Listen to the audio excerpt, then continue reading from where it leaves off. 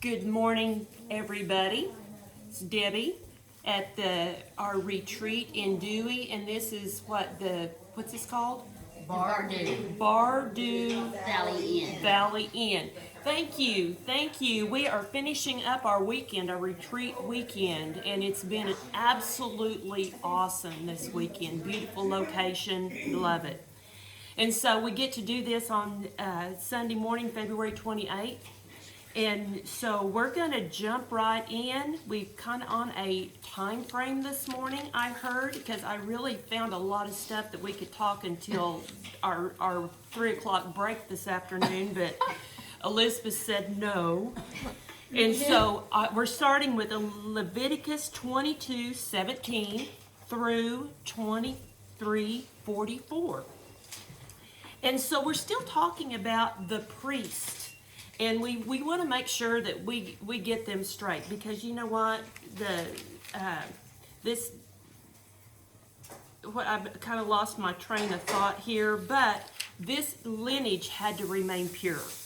So today we're going to talk about the sacrifice. The animal sacrifice cannot have a blemish, and you've probably heard this story before about the farmer that had his cow had twin calves. And so, you know what? You give one to the Lord and you keep one. And he came in one morning and he said, "Honey, God's calf died last night." So anyway, he whichever one, he wasn't giving the right one to God, obviously. Okay, excuse me. So, that's my Sunday morning humor, and I've only had 1 cup of coffee, so that's as good as it's going to get. So anyway, we move forward.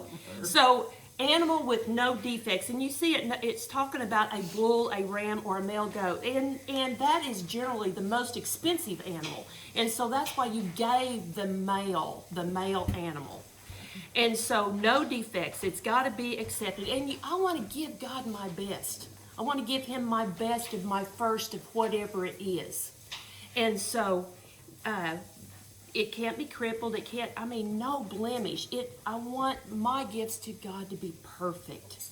And we go on down to, and so this is a sacrifice of the animal, and that's from verse 17 through 30. We get down to the end of 30, and this is a common thing throughout the Bible, and I highlighted this in the Bible, I say in the Old Testament, in this portion. He ends that portion by saying, "I am the Lord. I am the Lord." And you know what? He had to just keep reminding people, I am the Lord. He has brought them through the Red Sea. He's brought them through around the mountain, everything. And these people just have to be reminded. It's like me today. We kind of talked a little bit about it, and maybe in some of my little groups last night, that sometimes I need to be reminded that he is the Lord. And so God says it in this. Now then, we go on down to 31, and he says, "You must faithfully keep all of my commands," putting into practice, "for I am the Lord." Bottom of that, on 33, he says, "I was the one who rescued you from the land of Egypt. I am the Lord." He keeps telling us that. He keeps telling them. He wants them to just soak that up and don't forget, I am the Lord. Okay, chapter 23.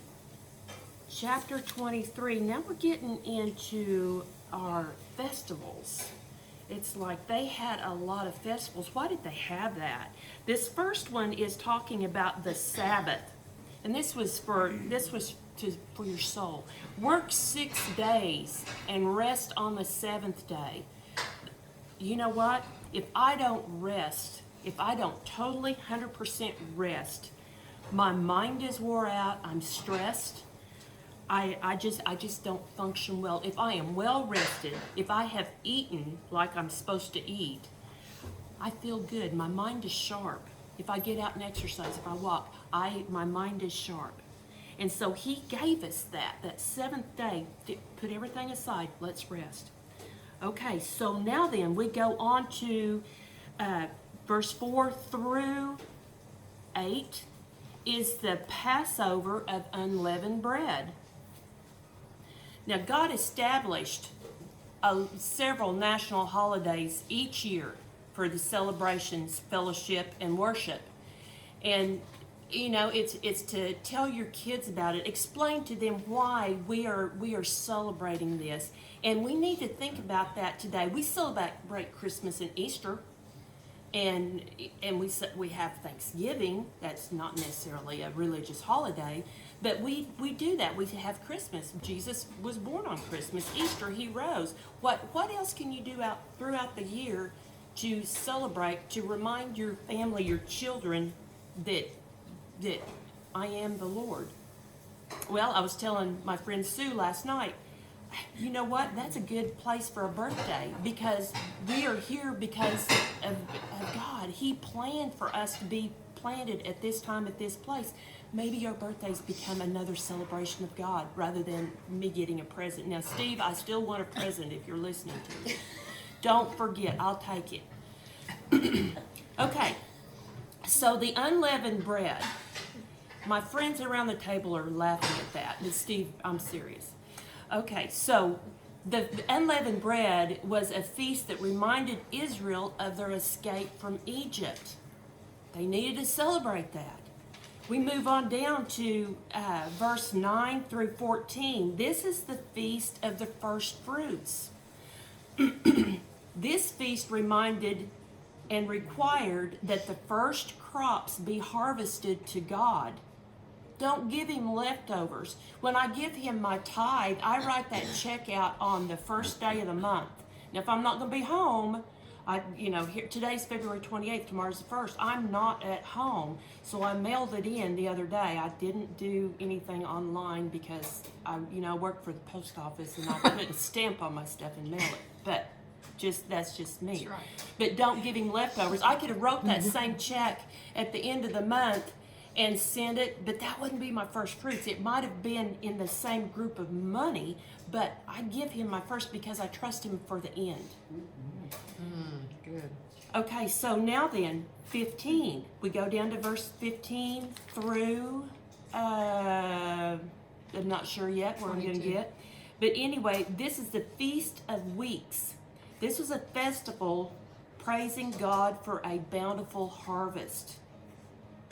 Present an offering of new grain to the Lord. Again, your first fruits, the first of everything. You show God how important He is to you when you give Him your first.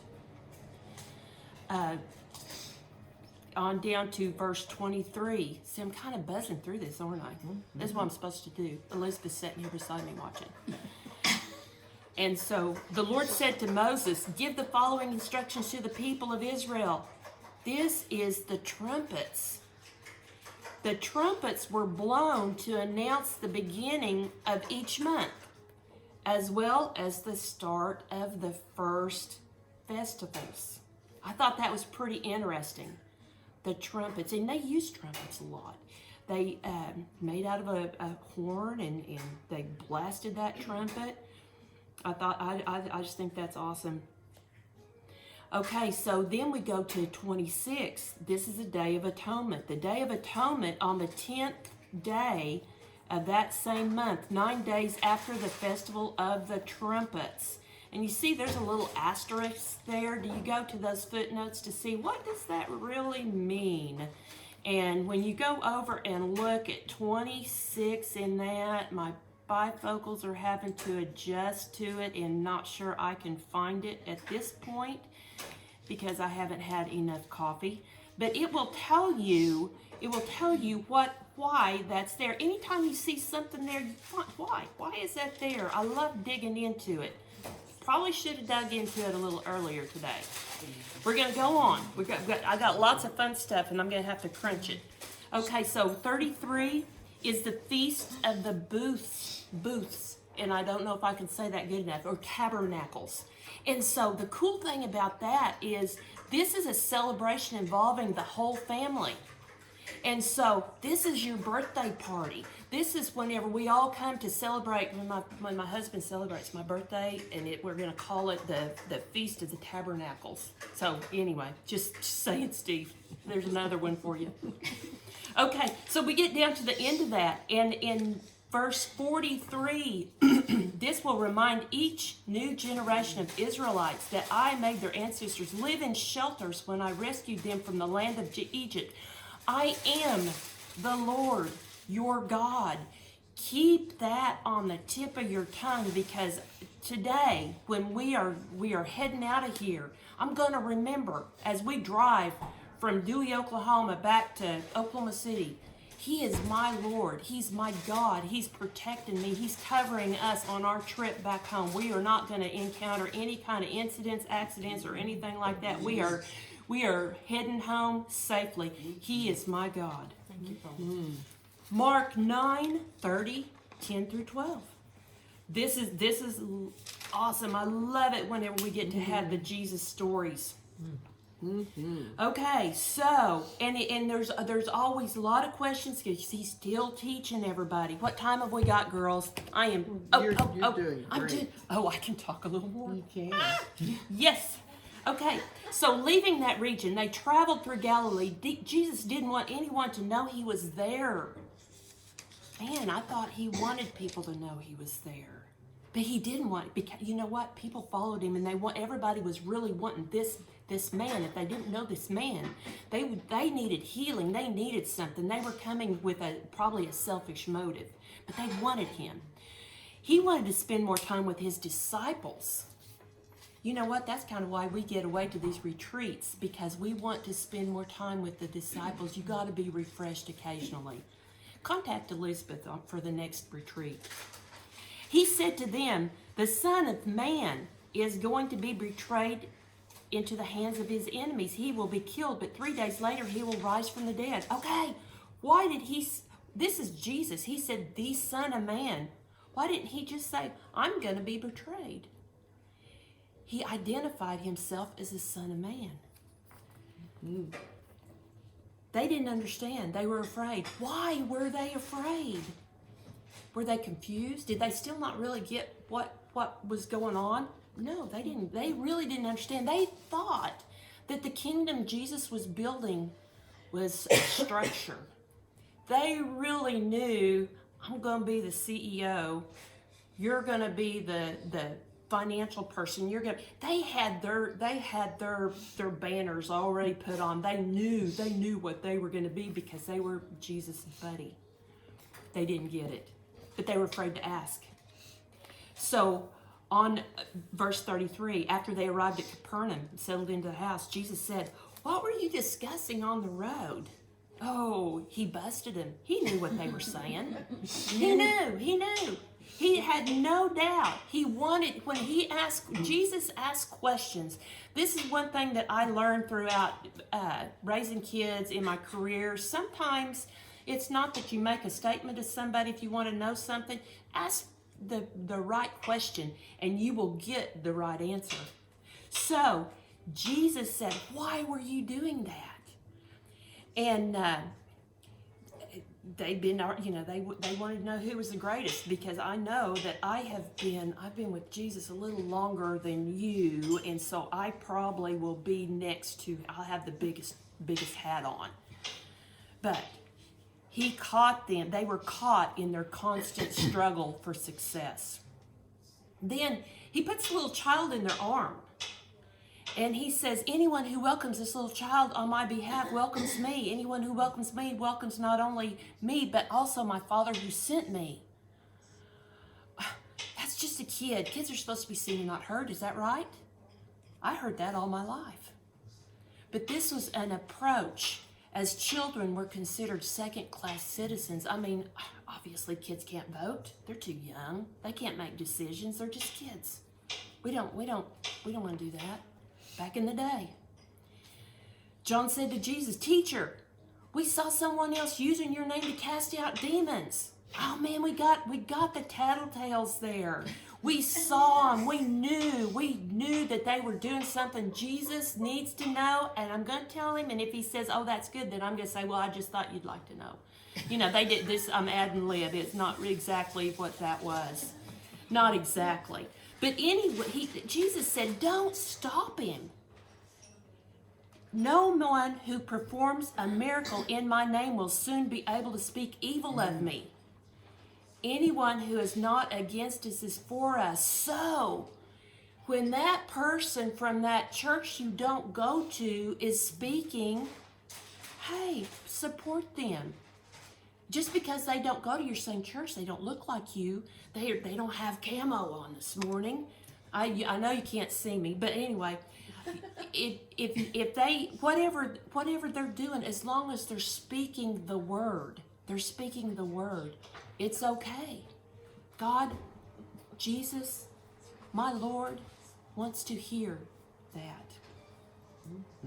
Amen. Number 42, am I still good on time? You're great. You're Okay, perfect. okay. If you cause one of these little ones who trust in me to fall into sin, it would be better for you to be thrown into the sea with a large millstone hung around your neck. Okay.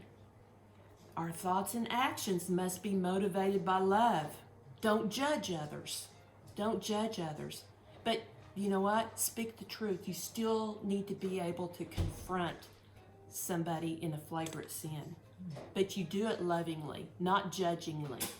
I like those LY words, judgingly and lovingly. Okay, so then 43, it says, if your hand causes you to sin, cut it off. Yikes. It's better to enter eternal life with one hand than go through the unquenchable fires of hell with two hands. If your foot causes you to sin, cut it off. Man, oh man, there's painful disciplines required to follow Jesus. Sometimes there's a lot of stuff you got to shove aside, and it may hurt. You know, there's habits maybe you got to break because it's not that's going to cause you to go to hell, but it might be that somebody watches everything you do and they're thinking, oh, well, you know what, Elizabeth does this. I can do it too, but it's not for me. Sue does this or whatever. It's not for me. And so I don't want to be the cause for somebody to eat cookies all day long, and I don't stumble, they do. I mean, that's a bad example. Let's go back to the birthday party. Okay, so then I want you to notice verse 44 is not in there. You saw that little asterisk. Okay, so that means that it is also noted on verse 48, where there is maggots, where the maggots never die and the fire never goes out. That's actually what would have been 44, which also means, if you look at it, let me go to my little section here. It is Isaiah 66:24, and sometimes, I guess if they deem it a repetitive thing, they put an asterisk, so maybe they save on a few letters of ink. I don't know, but anyway, if it's repeated more than once from the word, that's important. You need to focus on that, and that's why I look at the asterisks when I'm looking at other Bibles, because I want to see why is that there, and what connection do I need to go back and myself do my research. Okay, so then on down, 49, for everyone will be tested with fire. Oh man, salt is good for seasoning, but if it loses its flavor, how do you make it salty again? You know, you can't make things salty again, but you can sure kill it with salt. But remember, we should counter the moral decay in society just as salt preserves meat. It preserves it. It was the original preservative. Keeps it from decay. Chapter 10. Oh man, we get to talk about marriage. And you know what? This will be my 38th wedding anniversary this year. And you know what? We're talking about it right here. The Pharisees are trying to trap Jesus. I mean, you know what? Because they know what they're saying. They've read the rules. And I'm kind of a rule follower. I like rules. Jesus left Capernaum and went down to the region of Judea and into the area east of the Jordan River. Here come the crowds, because they probably still need something. As usual, he was teaching them. Some Pharisees came down and tried to trap him with this question: should a man be allowed to divorce his wife? And what did Jesus do? He asked them a question back. Jesus answered with a question. I love it. What did Moses say about divorce? They said, well, he permitted it. Yes, he permitted it. They replied, he said a man can give his wife a written notice of divorce and send her away. Well, Jesus responded, he wrote this commandment only as a concession to your hard hearts. But God made them male and female. God made them male and female. Asterisk. If you go look at that, then you're going to find a reference. I believe it's in Genesis. And this explains why a man leaves his father and mother and is joined to his wife, and the two are united as one. A man leaves his father and joins his wife, and the two are united. Since they are no longer two but one, let no one split apart what God has joined together. So, folks, this is an institution that was meant to be a covenant. It was meant to last. Don't go into marriage with that option in the back of your head that I didn't know that he was going to yell at me every time I burnt toast. But I don't like it. I'm going to leave. That's not how this is supposed to go. Counseling is the best thing before marriage. Premarital counseling. Find out those little things about somebody before you cross that threshold of marriage. Things that you argue about the most probably is money. I'm really wise on mine. I need to probably help my husband. We have to sit down and have a discussion about stuff, and to have an agreement. If something costs over $100 or more, maybe we need to say, "Hey, honey, I'm going to go buy this, and it's $100." Now, if I'm shopping, maybe I'm trying to find something that's $99, so I don't have to tell him. But that's deceitful too. That's deceitful. My gals are laughing. It's not because I jewed them down from 120 to 99. But anyway, the thing is, when I bought my house, I signed a form, and I planned on making payments to that loan company. And I signed saying that I am going to make a monthly payment every month for the next 10 years. And I made a commitment to that. I made a commitment when I bought my vehicle. Yeah, I didn't pay cash for it. Who does that? I should have. I should have saved it up and paid cash, but I didn't. But anyway, sometimes we focus more on stuff than we do our relationships. We've got that backwards. Focus on that relationship, because if I would spend 80% of my time in trying to figure out my husband, then I don't care what happens in that other 20%. And I pray for my husband. I pray for family. And I'm not going to give up on anybody at this point. This is a second marriage for both of us. And, my first one was a failure. Now then, it's not saying that you stay with somebody that is abusive, that your life is in danger. There is times that you would be relieved of this, but make sure that you're in prayer every day, that it doesn't get to that point. And make sure that, in prayer, counseling, everything like that, because God meant for this to be a unit, a family unit that lasts forever. So, lastly, you know what? I'm seeing the book start to close. The last one I need to do is Proverbs 10:19, because this is my scripture today, and probably because of all of this, too much talk leads to sin, folks. Too much. I can't say that any better, and I can't even add any words to it. That's it. Be sensible. Keep your mouth shut. Now, when I get home today, I'm going to start a memory verse program with my husband, and we're going to learn this one. You all have a great day. Tomorrow's March 1st. Enjoy today. It's been great. Love you. And Elizabeth will be back Monday. Is that tomorrow? It is Monday. Yeah. All right. Bye-bye. It is.